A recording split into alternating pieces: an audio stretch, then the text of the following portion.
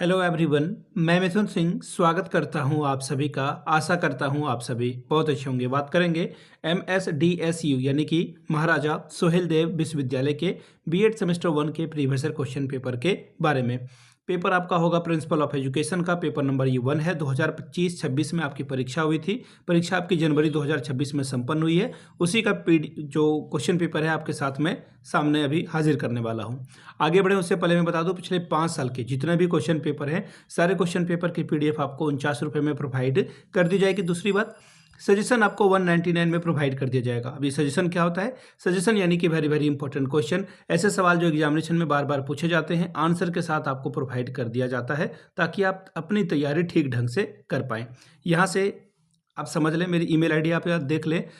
उससे पहले मैं आपको बता दूं, ये सजेशन तैयार आपके सिलेबस के अकॉर्डिंगली जो है तैयार किया जाता है। दूसरी बात, प्रीवियस ईयर क्वेश्चन पेपर पे बेस्ड होता है ये सजेशन।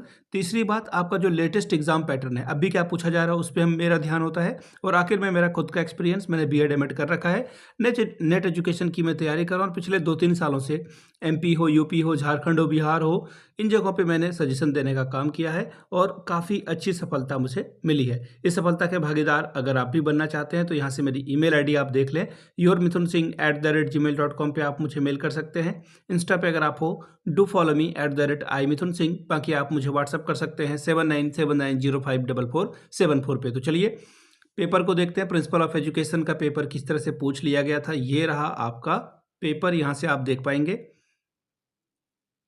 ये देखिए बीएड फर्स्ट ईयर का ये क्वेश्चन पेपर है सेमेस्टर 1 का। सेशन आपका 25-26 का है। फर्स्ट ईयर का सेशन 25-26 ही होगा। Growing up as a learner, ये पेपर नंबर 2 है। ठीक है, सॉरी फॉर दैट, मैं पेपर चेंज कर दूंगा। ये सेकंड पेपर है। ठीक है, सेकंड पेपर का ये PDF है। 2 घंटे का वक्त मिला था। मैक्सिमम नंबर 90 का है। ठीक है, मैंने थंबनेल पे शायद 1 लिख रखा है। एक सेकेंड में देख ही लेता हूँ। थंबनेल पे मैंने 1 लिख रखा है, कोई बात नहीं, मैं थंबनेल चेंज कर दूंगा और देख लेते हैं सवाल किस तरह से पूछे गए थे। एक सेकेंड, यहाँ से देखिए क्या बोला गया है। पहला जो क्वेश्चन है, क्वेश्चन नंबर 1 जो है, एक संख्या के सभी 10 भागों के उत्तर दीजिए और प्रत्येक भाग का उत्तर लगभग 50 शब्द में दीजिए। ठीक है, अभी 10 क्वेश्चन आपसे पूछ लिया जाएगा और इसका जो है आंसर आपको 50-50 वर्ड में डिफाइन करना है। Clarify the concept of educational psychology यानी कि शिक्षा मनोविज्ञान की अवधारणा स्पष्ट कीजिए। अगला है डिफाइन लर्निंग यानी कि अधिगम को परिभाषित कीजिए। तीसरा सवाल देखिए क्या बोला गया है, गिव 4 कैरेक्टरिस्टिक्स ऑफ इन्फेंसी यानी कि शैशवावस्था की 4 विशेषताएं बताएं। चौथा सवाल, what is secondary law of learning, सीखने के गौण नियम क्या हैं ये बताएं। क्वेश्चन नंबर 5, डिफाइन क्रिएटिविटी यानी कि सृजनात्मकता को परिभाषित कीजिए। पांचवा सवाल, व्हाट इज ऑपरेंट कंडीशनिंग यानी कि क्रिया प्रसूत अनुबंधन क्या है। क्वेश्चन नंबर 7 देखिए क्या बोला गया है, डिफाइन पर्सनैलिटी यानी कि व्यक्तित्व को परिभाषित कीजिए। अगला सवाल question number 7, what do you mean by individual differences, व्यक्तिगत विभिन्नता से आप क्या समझते हैं। Question number 9, define mental health यानी कि मानसिक स्वास्थ्य को परिभाषित कीजिए। 10वां सवाल, what do you mean by adjustment यानी कि समायोजन से आप क्या समझते हैं, क्या तात्पर्य है बताएं।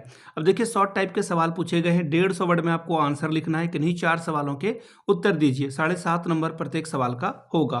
पहला सवाल, why is knowledge of educational psychology essential for a teacher, एक शिक्षक के लिए शिक्षा मनोविज्ञान का ज्ञान होना क्यों आवश्यक है।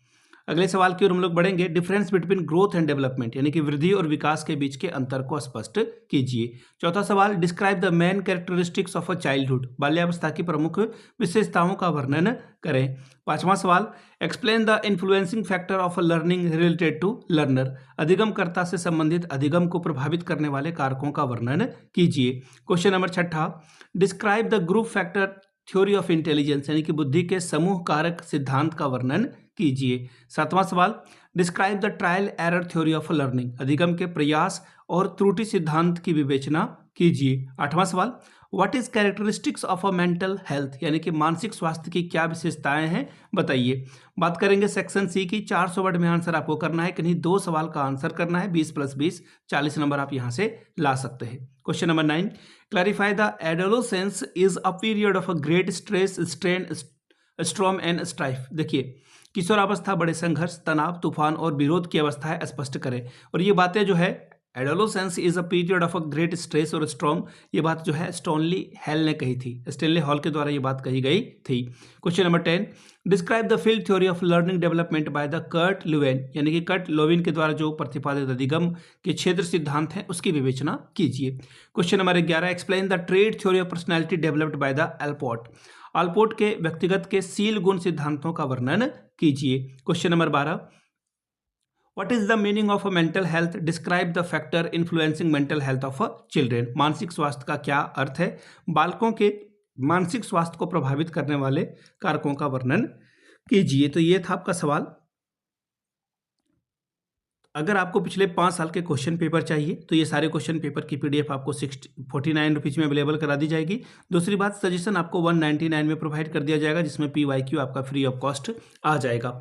यहाँ से मेरी ईमेल आईडी आप देख लें, yourmithunsingh@gmail.com पे आप मुझे मेल कर सकते हैं। इंस्टा पे अगर आप हो डू फॉलो मी @imithunsingh। बाकी आप मुझे व्हाट्सअप कर सकते हैं 7979054474 पे। वीडियो को आपने यहाँ तक देखा, प्यार दिया, इसके लिए आप सभी का बहुत बहुत शुक्रिया। Have a good day.